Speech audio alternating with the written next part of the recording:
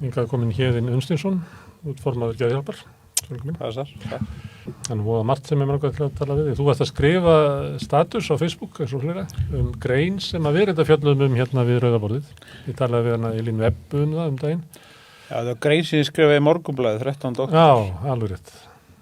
Fái lesa, þannig að maður skellur svo stundum inn á samfélagsmiðla. Já, þegar maður verður varfið að það enginn sem maður hittir sem hefur lesið þetta, þá eiginlega eina sem hægt að gera við mokkagreinar að sitja á Facebook. Herðu, þetta var áhugaverð grein, ungu sálfræðingur sem búin að vinna inn í NAS lengi, mingil barðakona. Grein hennar í Guardian, já. Já. Og hún sem að þú leggur út frá. Já, hluta til gerði það, já. Hún eiginlega, ég man ekki hvernig hún orðað, allt sem að okkur hefur verið sagt geðraskanir eru lygi. Já, hún setur það svoleiðis fram, já. Hún gerir það. Já. Og hún á því, það sem að mér vera, því að ég nú áhuga á svona stjórnmálum og samfélagsmálum, og hún var svolítið á því að það væri verið að reyna að lækna fólk með lyfjagjöfum eða meðferð eða atferlismeðferð í einhverjum sársauka og erfiðleikum sem að maður sprottið af einangrun í samfélaginu, einmannaleika, fátækt. Ójöfnuði. Já, það passar. Já. Ertu sama sinnis? Já, hlutu til ég alveg sama sinnis og hún. En hún svo sem ekkert fyrst. Ungu kynslóð kom oft og Robert í Lang og við getum alveg rakið okkur aftur. Þannig að þetta eru fræði sem hafa verið gagnrýnd alveg í 200 ár, sko. Og allt svo viðleitni og allt sem hefur verið reynt. Ég meina, stæðstu hluti þess hefur verið ítt til hliðar af því það hefur ekki virkað. En við erum alltaf að reyna okkur besta. Svo í þá meginströms geðlæknisfræðunum, að það hefur ekkert að því, eða fátt að því hefur lifað lengi. Já. Og það nú bara vegna þess að... En gagnrýnin á þig? Er samfella í gagnrýninni? Hún hefur verið meir undanfarið en nokkur sem áður, finnst mér, af því sem ég hef lesið og kynnt mér. Ég hef nú ekki lifað í 52 ára, en allavega fylgst vel með síðustu 30 árin, en gagnrýnin hefur ansið mikil á síðustu svona 10-15, sko. Já. Akkur það eru við að vera vitrari eða hafa greiningarnar og fjöldi fólks sem að sogast inn í kerfið? Bara orðið svo mikill að það er andspyrna að vera sterkari. Það spilar inn í og líka bara það hvað upplýsingaflæði er orðið miklu meira og menn átt að bera ekki eins mikla virðingu kannski fyrir menntafstjettum og þar fram til göttunum og líka átt að menn sig að því að það vera fjallum hluti sem enginn veit hvernig vera til eða skilur eða getur mælt, tilfinningar og hugsanir. Það skiptir rosa miklu máli líka. En nú hafa, lyfjafyrirtæki haldið fram að það sé hægt að skilja þetta og þetta sé tildur einfalt að þú tunglyndur vegna raskana í búskap í heilans. Það er búið að afsanna það með stóri meta-analýs núna í sumar. Ég meina, þetta er svo erfitt við að eiga því að eins og þunglyndi bara þú tekur það sem dæmi samkvæmt öllum klíniskum leiðbeiningum eru svona helstu einkenni þunglyndins 10 en til þess að teljast þunglyndur þarf þetta greinast með 5 þeirra í 2 vikur eða lengri tíma. En hvað þú greinist með 5 einkenni og ég með hinn 5 einkenni? Hörum við þá báðið þú? Já, þetta er svo erfitt þegar kemur að greiningunni og það sem hefur gerst líka eins og við höfum margoft rætt að kríterjunum hefur fjölgað svo ofbáslega síðustu, sérstaklega frá svona DSM-3 sem kemur 84, Robert Spitzer er þá ritstjóri þess og þar fjölgar alveg upp í tæplega 300 og fjölgunin hefur orðið svo mikil svona frá 84 til dagsins í dag hefur þetta margfaldast. Fyrsta greiningakríterjunir 1876 eða 8 það eru 6 kríterjur, sko. Þannig að hvar endar vanlíðan og hvar byrja frávikið, rammin er að það er alltaf fleiri og fleiri sem fall undir Þú ert formaður Geðhjálpar sem eru hagsmunasamtök fólks með geðraskanir eða geðrænar áskoranir. Og áhuga fólks sem geðheilbrigði. Og þú ert eiginlega að segja að meðferðin sem að þessum sjúklingahópi er búið upp á er á einhvern veginn bara á villigötum. Hún er ekki á villigötum en er einfallega að reyna sitt besta. Og það er líka sá sem er á villigötum, hann er að reyna að rata. Já, margt af þessu eins og þú veist Gunnar virkar upp að einhverjum marki. en svo eins og ég segi, það stöðu endurnýjun, menn stöðugt að prófa eitthvað nýtt, en það var lítið nýtt gerst mjög lengi, nema nú að koma þessi bylgja hugvíkandi efna sem mun án nokkurs vafa finna sér farveg innan heilbrigðiskerfuna innan nokkur ára. Hvað er það sem að geðhjálp vill? Við settum nú fram nýju svona megin áherslu fyrir einhverjum 2 árum sem við höfum verið að hamra á lengi. Við viljum til dæmis afnema helst bara nauðung og þvingun í meðferð. Okkur finnst það vera þversagnakennd úrræði og erfið og byggjast á þessu blessaða skaðalögumáli John Stuart Mill það hvert séð samfélag með svipta einstakling frelsi síðan hættulegu sjálfum sér öðrum. En hver þess megnuður að dæma þar hver hættulegu sjálfum sér öðrum? Og þetta erfið og fín lína og við höfum viljað endurskoða lögræðislögin. Það var nú gert 2015 en við viljum ganga enn lengra vegna þess að 19. grein lögræðislana segir sjálfráða maður verður ekki vistaður gegn vilja sínum með sjúkrahúsi. Svo ekki með John Stuart Mill nema aðeins sem geðsjúkdóm eða verulega líkur séu á og svo sé. Við viljum einfaldlega taka geðsjúkdóm út og setja þá bara hættulegur í staðinn. Það alveg hugulegt að vera með skilur mig. Að því að oft á tíðum nauðungin og þvingunin með meina nauðsynleg en hún skilur oft eftir sig sár sem eru lengur að gróa en hinn meinta geðröskun skildi eftir sig, sjáðu. Þannig að við höfum barast fyrir því, við berjumst líka fyrir og ítum undir allt samráð og samtal. Meðferðin hafi meiri skaða heldur sjúkdómurinn? Nei, ekki úrræða nauðungavista sem ekki meðferðið sjálfum sér. Það bara að halda einhverjum gegn vilja sínum á einhverjum ákveðnu stað. Þannig að og það fólk sem greint með geðraskanir, að það líklega að það verið frelsissvipt. Lögin leyfa það, já. Og það því að þú ert með geðraskanir. En að því að geðraskun svo huglega þá þetta nánast óbarn fyrir hvert sem sjáðu til. Og þetta 3 fasa prósess, það þetta, læknir getur haldið einstaklingi í 72 tíma gegn viljans á sjúkrahúsi, svo fremur sem einstaklingur stígur yfir þröskuldin. Annar fasin 21 dagar nauðungavistun, þar þurfa félagsmálayfirvöld á lögheimiliðinu að kvitta upp á það. Og svo 3. fasin sjálfræðissvipting, þá þarf að fara fyrir dóm og læknir að fara fyrir því rök fyrir framan dómar af hverju hann vill sjálfræðissvipta einstakling og halda hann kannski hálft ára eða ári inn á sjúkrahúsi. Nýtur á þetta sem svona arfleið frá fyrri tíma þar sem var farið með fólk með geðraskanir eins og bara lokað inn á fangelsum og hælum? Já, að hluta til það, svo líka þetta náttúrulega bara eins og þetta hefur þróast, þetta svona ákveðið verkfæri í kistu fagfólksins að grípa til þessar ás og oft standa fjölskyldur einstaklingur og fagstéttir ráðalausar gagvart einstaklingur sem eru stjórnlausir eða illir vilja ekki meðferð þar fram til göttum. Þetta vand með farið, Við getum tekið dæmi einstakling með Alzheimer eða eitthvað sem fjölskyldan vill leitt en hann vill, þetta oft mjög snúin mál en ég hef tekið eftir undanfæri að landsréttur til þess að við snúið við 2 dómum héraðsdóms í sjálfræðissviptingum og nauðungavistunum og það bara áhugavert að sjá að það svona meiri vakning meðal dómara og lögfræðinga að gæta réttinda þeirra sem eru nauðungavistar. Það þurfa að vera einhver sérstök hætta. Já. Ekki það bara að sé trublandi hegðun og... Já, og svo náttúrulega hinn greinin, 28. grein lögræðislaganum þvingaða lyfjagjöf. Hún svolítið snúin líka. Við viljum bara taka þetta til umræðu vegna þess að nú að fara að lögfesta samning réttindi fatlara. Og við fáum ekki betur séð en að samningurinn sé að íta réttindum allra áfram. Það að segja að réttindi fatlara sé orðið það mikil, skilur við í þessu samhengi, að það muni vera réttarbót fyrir allan almenning. Þannig að það annað illmögulegt en að breyta lögræðislögum og hegningalögum og fleiri lögum vegna þess að nú að fara að lögfesta samningin. Og það verður fróðlegt að sjá það hvernig það tekst því það þarf að breyta held ég hátt í 50 lögum til þess að lögfesta hann og þá reynir á samstarf og samráðuneytan í því hvernig að fara því.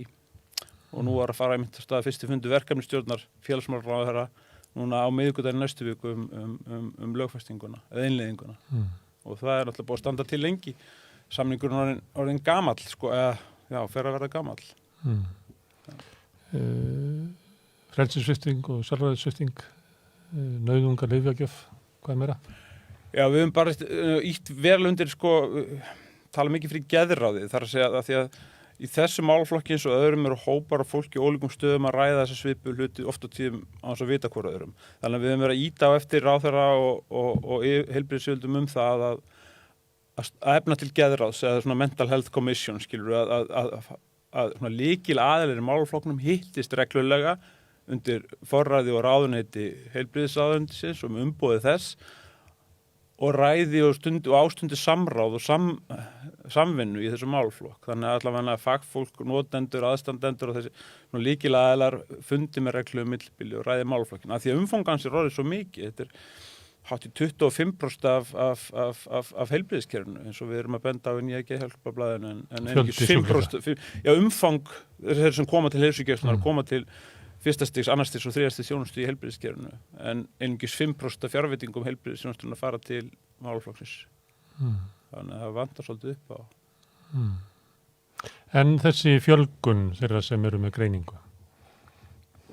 Ja, það er bara fleiri skapalón að velja úr. Heldur að fólk sé ekki veikara? Sko, fólk hafi verið jú, það má vel vera að það hafi verið vangreint og þessu en það er líka það bara að samfélagið gerbreytt, frávikin eru mun fleiri, ég meina sorg er orðin, eða bereavement-disorder, þar hefur verið sorgmættur eða verið í sorg yfir ákveðin langan tíma, þá ertu komið geðröskun. Andfélagsleg hegðun, mótþróaröskun, skilur námsörðuleikar, það eru ýmsir þættir komnir inn í DSM eða greiningakríteríurnar sem voru ekki þar áður. Þannig að ég held að þessi samspil þess og líka þess að mögulega og mjög sennilega hafa verið eitthvað af vangreininga líka. En við höfum mikið talað fyrir því að við reynum að byrja svolítið á hinum undanum að tala út frá styrkleikum og getu. Ég hitt ungt fólk í dag. Styrkleik og getu. Ég er bara í orðræðin, ég hitt ungt fólk sem segir við mig, ég er með ódæmi að gera einhverju, ég er með ADHD, og ég veit ekki eins og hvað við komum til heitir. Þannig að þessir merkimiðar, þessir huglega merkimiðar er orðnir sko svo mikill partur af sjálfsmynd. Af því að þetta er þetta er kert á, menntakerfið er kert áfram hans. Þú farið við þjónustu í grunnskólum og skólakerfinu byggt á greiningum að vissu leyti líka. Þannig að kerfið verður svona valdakerfi. Þú talar að þessi of mikið af greiningum. Mér hefur fundist það, já. Er það svona afstaða geðhjálpar? Já, það er held ég afstaða stjórnarinnar, við ræðum þetta reglulega. Og við erum svo sem ekki einum það er alltaf einhverju sem synda móti strömmnum líka í heilbrigðiskerfinu. Jóhann Ágúst Sigurðsson, prófessor heimilislæknir, ræddi þetta mikið á sínum tíma og það er alltaf fleiri og fleiri sem ræða þetta. Kannski var kerfið í Kína best, og fórst einu svona mánuði til heimilislæknis og borgarunum bara þegar það var frískur. Hver er skaðinn af og miklum greiningum? Skaðinn? Það er náttúrulega kostnaðurinn hlýtur að vera eitthvað sem við horfum til. Það þarf ekki endilega að vera skaði af ómiklum greiningum en það er náttúrulega það er ala á þessu að í staðinn fyrir að vinna með áhrifþætti, orsakaþætti eða að bæta samfélagið vegna þess að eins og við erum að tala um að vandinn liggur ekkert einhvers innra með fólki. Þetta er samfélagslegt mál líka. Það segir sér sjálft að í jafnari samfélagum líður fólki betur. Ekki satt og þannig að þetta snýst félagslega og efnaðslega þætti ekki síður heldur en bara það sem gengur á innra með þér, það sem vekur þín skinnhrif þitt ytra umhverfi á stóra leyti. Og svo er náttúrulega bara eins og í þessum þáttum sem var verið að sína fyrsta þáttin í gera í sjónvarpinu af börnunum okkar, hvað fyrstu 2 árin skiptar ofboðslega miklu máli í tengslamyndun og málþroska og öllu þessu og vel eftir að vera þá ættum við að geta boðið foreldrum að vera með börnin sín bara í 2 ár án þess að þú eru að senda þau eitt í neitt en þetta er viðkvæmt mál líka en skilur þannig að ég held að ytri þættir skipti ekki síður máli heldur en genetíkin það sem hún færð frá föður og móður.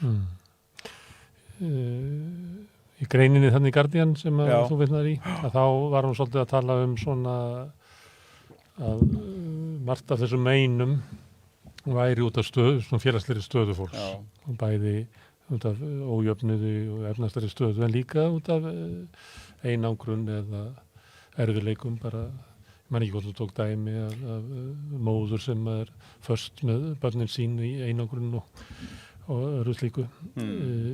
Þessi hugmyndum að við horfum ætlum að lækna alltaf einstaklingin en ekki hópin eða samfélagið. Er þetta eitthvað sem er Er það bara nýfrjálshyggjan? Nei, ég veit að, sko, ég held að hlutu til ég sammála þér með það að við virðumst vera okkur að hámarki einstaklingshyggjunar á þessum tímum sem við lifum. Og ég hef svona, eftir því sem að les meira og fræðist meira og eldist, að þá ég samfærar það að hún ekkert alltaf holl fyrir svona samfélagslega geðhilsu okkar. Og þannig að ég held að það skiptir bara miklu máli í hvernig samfélagum við búum, hvernig okkur líður. En lausnin þessu við erum að leita að ef að þér yfir illa við sem að reyna að skanna heilan á þér til þess aðtúga hvað er að þér í staðin fyrir að skoða hvað er að í samfélaginu. Já, ég er alveg sammála. Ég held að það sé ekkit oftar tíðum en kannski verið að beita einhverjum aðferðum eins og að hún tekur sem dæmi að hörundstökum maður verður fyrir einalt á vinnustað og líður illa á vinnustað. Ég veit ekki hvort að hugurinn atlætismeðferð eða tímar í gjörhygli eftir að hjálpa með það eitthvað. Hún tekur mörg svona dæmi. Eða kvíðalyf. Þetta er sálfræðingur sem starfar innan breska heilbrigðiskerfisins og upplifir það að það er aðferð og þau tól og verkfæri sem þarf að vera að nota til þess að hjálpa fólki séu bara röng verkfæri og röng tól. Ekki það að þau geti ekki hjálpað í einstaka tilfellum en ekki í þeim tilfellum sem hún tekur dæmi um þessari grein, það bara einhvern veginn blasir við. Og þá í því dæmi væri það þannig að jáfnvel þótt að maðurinn myndi hafa orð á því á vinnustanum að þá myndi honum verið svona vísað í það að leysa sína vanlíðan með því að taka lyf eða fara í einhverja meðferð. Eða standa sig einhvern veginn betur, verða betri besta útgáfan af sjálfum sér, en ekki glíma á einu viðvarandi vandamáli á vinnustanum og í samfélagum. Nei, og svo náttúrulega eins og mentist á í upphafi að komið þessar rannsóknir í sumar á virkni eða óvirkni þunglyndislyfjanna og við erum búin að vera að gefa þessi lyf nú í rétt 30 ár og margir hafa fengið bata en það hafa líka miklar aukaverkanir og þar fram til göttunum og þannig að við erum alltaf að læra og reyna okkar besta til þess að aðstoða fólk en þetta er ansi snúið sko en ég er alveg samfærar og sammálaður það að þetta skiptir samfélagsumgjörðin og samfélagið máli. En ritgerðin sem þú að vitna í núna eða rannsóknin sem að sýndi fram á það að kenningin á baku þessi lyf að þunglyndi væri afleiðing af röskun í boðefnum heilans að hún er felld. Já, með þessari meta-analýsu sem Jóhanna Moncrief birti núna í júlí og þá er hún svolítið slegin út á borðinu. En samt vitum við að það eru er ekki bara hátt í 20% af fólki sem er á svona lyfjum á hverjum tíma. Þannig að maður myndi halda að þetta væri bara stærsta frétt sumarsins að 20% af fólki er að taka lyf sem hafi ekki lengur vísindarlegan grunn. En það var ekki. Nei, en það er fátt í þessum geðlæknisfræðum sem að mínum viti hefur konkrétt vísindarlegan grunn af því að við erum alltaf að vinna með huglegt mata og huglega ástandi. Þetta eru 2 variabúl sem er algjörlega flöktandi. Það er engar, eins og ég margóft sagt, blóðprúfur eða þvagprúfur eða röntgenmyndir en það er ekki hægt með hlutlægum hætti að sýna fram á það. Þannig að við höfum stöðugt verið að reyna, eins og ég segi, að gera okkar besta. Og fyrstu lyfin sem við tökum að einhverju viti eru núrleptiklyf eða taugahamlandi lyf. Það fyrsta lyf sem kemur 1954, Þórasín, Haldol, Peridol í kjölfar og þessi taugahamlandi lyf sem við gefum mikið og svo kom á þunglyndisinn upp á 90. En ég samfærum það að næsta bylgja verður þessi hugvíkandi efnisbylgja og þau efni eru bara allt annars eðlis og þar ertu komið svona byggja annari hugmynd. Já, ekki bara annari hugmynd, það hafa bara þannig áhrif, þau eru spiritual efni, þau hafa áhrif á, þau geta aukið empathy eða samkennd og þannig að þetta er bara allt annar handlegg. Virka eiginlega á svona tilvistarlegan máta. Já, á einhverju leyti. Skilning þínu á þér sem persónu. Jú, og brjótu upp eins og maður segir kannski distorted belief systems eða bjöguð gildakerfi eða hugmyndakerfi eða tengslamynd, þau opna fyrir svo, virðist vera svo nýja tengingar og tengsli í heilanum. Þú er miklu að trú á að þetta muni hafa mikil áhrif. Ég er alveg sannfærður það ég er búin að fylgjast með þessu núna í 5 ár og verið í tengslum við aðilega erlendis og 2 fyrirtæki og ég er bara alveg sannfærður það að það er ekki spurningum hvort, heldur bara hvenær og hvernig þau munu koma inn í heilbrigðiskerfinu og ég sé það núna allir með þessu European College of Neuroscientists eru með fundi í Austurríki núna 16. til 18. október.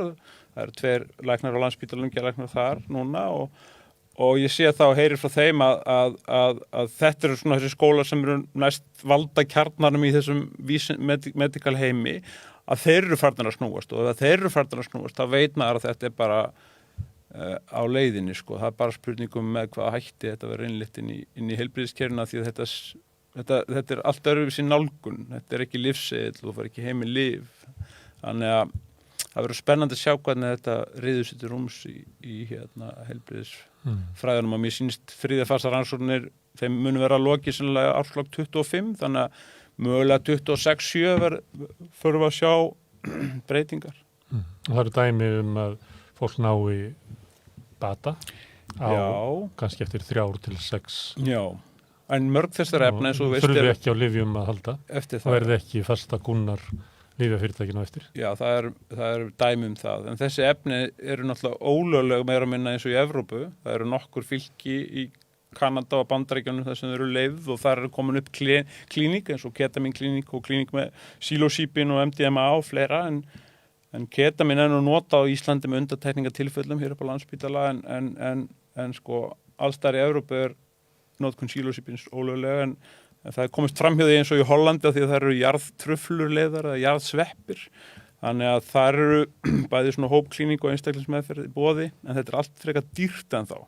Þannig að ég eftir að sjá hvernig almannatryggingakerfi og sjúkratryggingar eftir að koma á móts. Sveppirnir eru hérna bara út á umferðaríunum og Miklubraut. Jú, en hættan við það að hér eru kannski ykkur 15-20 aðila mögulega að framkvæma svona meðferðir í dag en ef það verður eitthvað bakslag þá eru bara allir sjopparum að mínu viti kannski bara að loka. Þannig að það rýður á að mínu mati að fagfólk fara að stíga inn í þetta felt. Hópurinn bak við geðhjálp, þeir sem eru með geðrænar áskoranir, að það er fólk sem hefur verið að leita að lækningu eða einhverju meðferð og ýmsar, ekki alltaf góð reynsla af því. Hópurinn hlýtur að vera fullur væntinga og vonar að þarna sé loksins komin lausnin. Jú, margir og það er að snúast sko vegna þess að fyrst, ég man að við tölum þetta fyrst 2019 á stjórnarfundum við heldum ráðstefnu liggur svarið í náttúrunni sem er nú á YouTube og heldum hana inn í COVID 2020 en hún þurfti að fara 3 fyrir stjórn geðhjálpar til þess að við samþyktum að halda ráðstefnu þessi efni af því að þau hafa litað svo mikið afstöðu Nixon stjórnarinnar og því sem gerist í Bandaríkjunum frá 55 til 70-71. Þetta er í 3. skipti sem medical heimilin er að reyna að nýta sér þessi efni sem eiga sér náttúrulega mörg þúsundar á sögu í shamanism og indigenous og tribal notkun í Suður Ameríku og Norður Afríku og við Þannig að við skulum vona að það takist í þetta sinn. En ég er bara að velta fyrir mér með hópin. Er það þannig að það sé hort á þetta sem svona lausnina? Það er náttúrulega engin lausn. Sko. Að við sem að fara að lifa bara stæðsta breakthrough í meðferð við geðröskunum sem að mannkynið við séð. Ég vil meina að það sé allavega 2 mjög björt ljós framundana því að það er svo lítið gerst í 30 ár, skulum við segja. Og það er annars vegar hugvíkandi efni, ekki bara psilocybin, heldur MDMA og fleiri og svo binda menn líka varðandi þunglinda ákveðna vonir við þessa TMS meðferð eða Transmagnetical Stimulation, þessa rafsögul meðferð sem heilsugæslan er farin ástunda hér upp í Mosfellsbæ og í tilraunaverkefni og þannig að það er svona eitthvað allavega eitthvað þróun, eitthvað breytingar, eitthvað framfærir. Rættum ofskynjunarlyfin hérna við Rauðaborðið en getur útskýrt þetta með meðferðina við þunglindið? TMS. Þetta er eitthvað sem var reynt fyrst í Stanford háskóla upp á 1984-5 og hefur svona verið að magnast upp síðan en þegar þetta er svona hlemmur sem er settur upp við höfuð á þér og það er alltaf alveg hálfur sentimetra hvað það er á milli en það er rafmagn sem er leitt upp í þennan hlemm og þar er rafmagnað upp rafsegulsvið þannig að það er ekki beint rafmagn sem fer í höfuð á þér eins og með ECT meðferð eða raflósmeðferð heldur er rafmagnað upp rafsegulsvið og rafsegulsviðinu beint á ákveðnum punktum við höfuðu eða í höfðinu og þetta hefur gefið góða raun og við vorum bara með kynningafund núna síðast fyrir 2 vikum síðan þar sem Dagur Bjarnason og Jón Gauti Jónsson, hjúkrunarfræðingur og geðlæknir voru að greina frá þessu sem þeir eru búin að taka 35-6 manns í gegnum þessa þerapíu upp í heilsugæslu í í Mosfellsbæ og ég veit þess að Landspítalinn hefur að huga því að kaupa eitt svona tæki líka og þannig að það er allan einhverja nýjungar að koma og þessi meðferð gefur góða raun við þunglindi. En hugvíkandi efnin að þar sé ég að rannsóknarfyrirtækin byrja á treatment resistant depression eða þráðu þunglindi, þeir eru konur í anorexíu, þeir eftir að taka allt greiningabatterið og ég hef hitt fólk sem hefur farið í svona ferðalag, skulum við segja, sem var ekki með neina greiningar og ekki eitt, bjó bara góðum staði í lífinu 60 og hvað og það kemur út og segist hafa átt samræður við dauðan og djöfulinn og allt eins og fólk allt heila galeri, eins og fólk gerir og segir svo við mig, já, þetta er bara eins og heilina mér hafi verið endur forritaðar og afstæðmyndi konuna minna, barnana, áfengis og alls bara er öll önnur og ég er bara breytt manneskja. Þannig að ég fer ekki dóna því að þetta mun gagnast Þú ert eins og Timothy Leary, þú vilt setja þetta bara í kvendabrunum? Ég beðið að líka mér ekki við Timothy Leary, en nei, ég myndi nú kannski ekki segja það. Ég bara segja það að möguleikarnir, að þetta er mjög skarpur hnífur og það er þetta að nota skarpa hnífa til að skera fólk upp og bjarga mannslífum, sko. En það er líka þetta að nota skarpa hnífa til að drepa, þetta er vandmeðfarin verkfæri, það þarf að ástunda rannsóknir og klára þær og halda vel utan þetta, en þetta eru jú óbúslega kröftu verkfæri. Sem auka innsæi fólks og innsýn og þetta og slá á kannski einstaklisíkjun og egoismu auka samkennd og ef það eigur samkennd þá fer ég að hugsa sem mann ganga niður götun og fer að hugsa hvernig barnæsku skildi þessi maður hafa átt ég verð minna upptekinn af sjálfum mér og meira upptekinn af líðan annara og það hlýtur að vera jákvætt eða hvað á okkar tímum ef það er rétt sjúkdómsgreiningi okkur að við lifum á einstaklisíkjutímum þá er þetta við göngum með ég tölfur í vasanum lítur það að vera ég menn er það ekki mat svona flestra sem skoða söguna eða skoða þessa hluti í ljósi söguna svona að einstaklingsíkja sé ansi ríkjandi núna. En hvað þið í geðhjálp? Hvað ráðið þið miklu leitin að betri meðferð? Við ráðum voða litlu það. Sjúklingarnir? Já, þetta er náttúrulega ekki bara sjúklingar, við erum þarna með aðstandendur og allskyns fólk, við erum með lækni í stjórninni með þess að. Þeir eru hagsmuna... Já, við erum hagsmunaaðilar og til okkar leita fólk sem er hvart undan kerfinu og við erum í góðu og stöðuðu samtali við spítalan og ráðuneytið og tökum þátt í ótal nefndum og hópum og erum álitskjafar mörg mál og svo beitum við náttúrulega bara samfélagsmiðlum og fjölmiðlum til þess að benda á hluti sem er betur fara og þannig að við erum vakjandi og sofandi fyrir því og núna er það einna helst þetta. En völd ykkar er ekki mikil, þið er ekki svona ráðandi í því hvert þetta fer? Við trúum ekki mikil á völd, við viljum bara fá smá áhrif á þá sem fara með þjónustu umboði hérna í samfélaginu.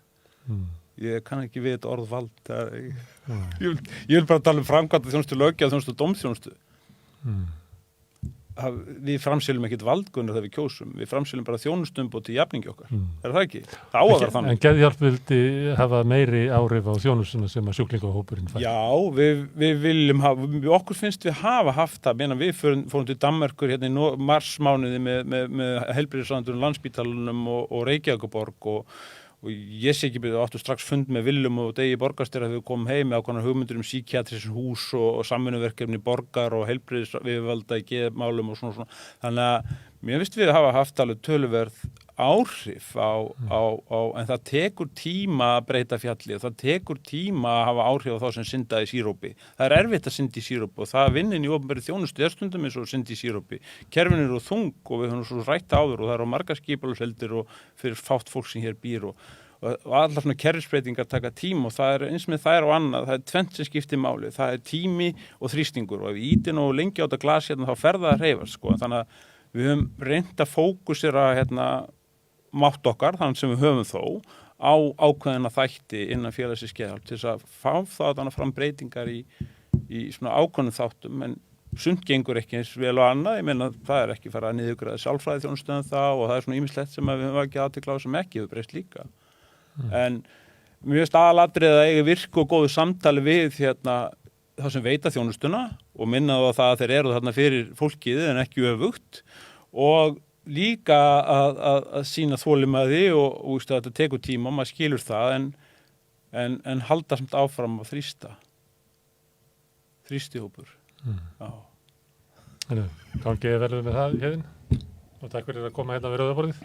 Við segjum þessu þá lokið í kvöld og Rauðaborðið verður aftur á morgun klukkan 8.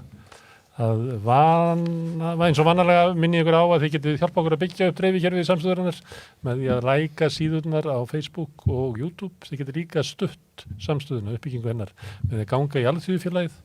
Það gert með því að fara inn á samstöðun.is, þar hnappur sem heitir skráning. Það kostar svona eins og 2 kaffibollar í mánuði að vera félag í Alþýðufélaginu og þar með eigandi samstöðurinnar. En við sjáumst bara á morgun og ég segi góða nótt.